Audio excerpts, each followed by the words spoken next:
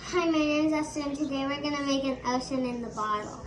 First, you need oil, a bottle of water, beads, and food coloring. All right. Now we're going to put some food coloring in. Is that enough? Yep, that's good. Shake it up. That looks so perfect. Nice. And now put some beads.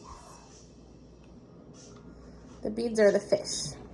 Now put a little oil. Tiny bit. Just fill it up to this line right here.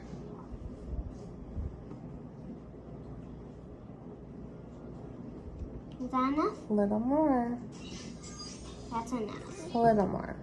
Teensy more. Okay. Now put this lid on and then shake.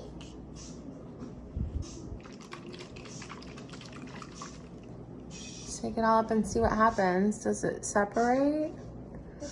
Separating. The colors are separating. So cool. And the fish are here. Is that fun? Yeah. Oh, you've got like dark blue and then a little bit of like light blue. That's kind of cool, huh? Yeah. Let's see. Ooh. That's cool.